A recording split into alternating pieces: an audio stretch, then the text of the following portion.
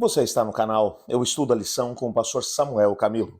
Hoje é sexta-feira, dia 13 de janeiro de 2023. E faremos um estudo adicional do nosso tema principal da semana, que foi As Alianças de Deus Conosco. Essa foi a lição de número 2 do nosso trimestre. Você já sabe que nessa semana tivemos a oportunidade de analisar a aliança bilateral de Deus com a humanidade. Vimos, durante essa semana, que existem algumas promessas da parte do Senhor Deus, ou algumas alianças que o Senhor Deus fez com a humanidade, aonde o Senhor Deus simplesmente menciona, eu farei tal coisa.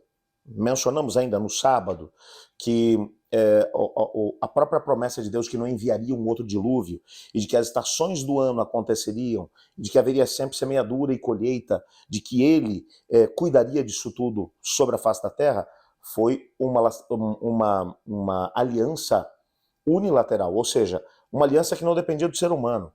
Independente de como o ser humano fosse, o Senhor Deus garantiu, olha, eu não vou enviar outro dilúvio e, mais do que isso, vou garantir as estações do ano e vou garantir ainda que haja sempre semeadura e colheita. Enquanto houver terra, isso vai acontecer. E para garantir isso, eu coloco o meu arco nas nuvens. O arco-íris é um símbolo dessa aliança unilateral de Deus com o ser humano. Mas vimos várias das alianças bilaterais que o Senhor Deus fez com o ser humano durante essa semana. Alianças aonde o Senhor Deus diz, eu tenho uma aliança contigo, um compromisso contigo, e esse compromisso, ele traz para você muitos privilégios, mas traz também muitas responsabilidades. Cada momento em que o Senhor Deus vai dizer, olha, você vai ser abençoado, eu tenho coisas grandiosas para você, ele também vai dizer, mas existe uma parte que depende de você dentro desse processo. E é claro que quando olhamos para a salvação, e o nosso guia de estudos lembrou isso de forma muito clara, lá em Romanos, no capítulo 4, versos 1 a 4, onde o Senhor Deus ele vai dizer de forma mas muito transparente até. É pela graça que nós somos salvos, isso provém de Deus, não vem de obras para que ninguém se glorie. A salvação é algo que Deus faz em relação a nós. Mas no momento em que recebemos a salvação de Cristo Jesus, nós somos chamados a agir de alguma forma. O Senhor Deus ele não quer apenas nos salvar do pecado, mas Ele quer também nos guiar no serviço. Uma vez que a salvação, que a graça de Cristo nos alcança, o Espírito de Deus quer morar em nós e começar a segunda etapa do processo de salvação, porque a salvação é um processo. Somos justificados ou perdoados pela graça mediante a fé. Amém por isso. A partir desse momento, o Espírito de Deus quer viver em nós e ele começa um processo de transformação de dentro para fora. Isso é o que chamamos do crescimento em Cristo, é o que chamamos, enfim, de santificação. É a imagem de Deus sendo colocada de novo no ser humano.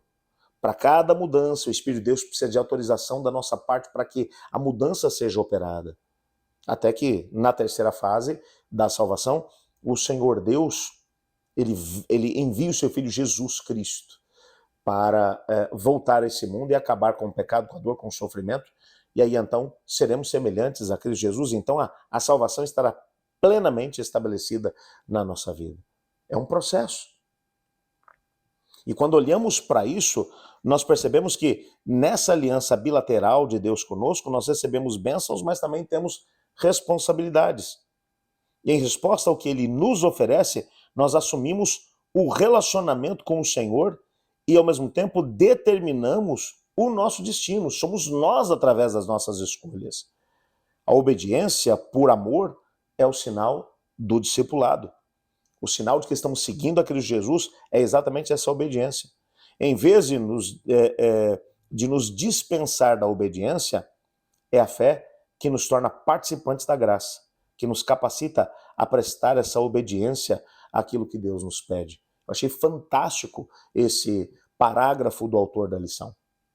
E é claro que isso envolve todas as áreas da vida. Deus tem que ser o primeiro na nossa vida.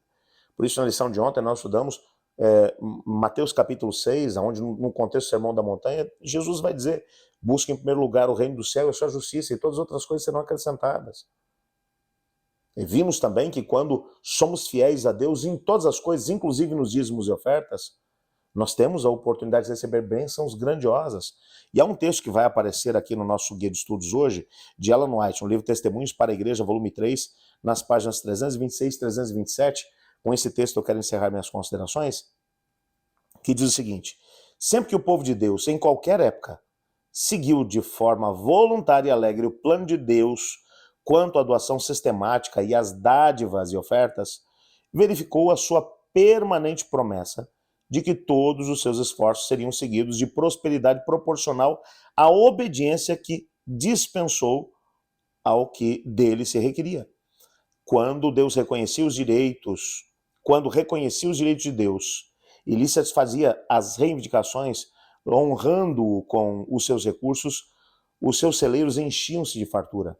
Porém, quando o povo roubava a Deus nos dízimos e ofertas, era-lhes feito compreender que não o estavam roubando a eles simplesmente, mas a si mesmos, pois ele limitava as bênçãos exatamente em proporção ao que ele limitava as ofertas que lhe fazia. Ou seja, quando uma pessoa deixa, em qualquer época da história, deixa de ser fiel a Deus naquilo que Deus pediu, nos dízimos e ofertas, o indivíduo não está roubando só a Deus, está roubando a si mesmo. Porque está impedindo a si mesmo de receber ainda bênçãos maiores.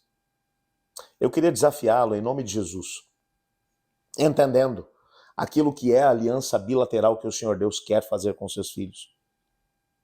A hoje, estabelecer com o Senhor um comprometimento.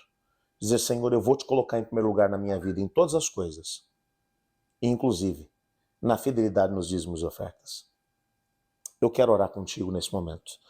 Obrigado, Pai, porque em Tua palavra descobrimos que o Senhor nos ama e que quando deixamos de colocá-lo em primeiro lugar, não estamos roubando apenas ao Senhor, mas a nós mesmos das bênçãos que deveríamos receber. Dê-nos a força necessária para sermos fiéis a Ti, em obediência, pois é em nome de Jesus que oramos. Amém. Eu estudo a lição, e você?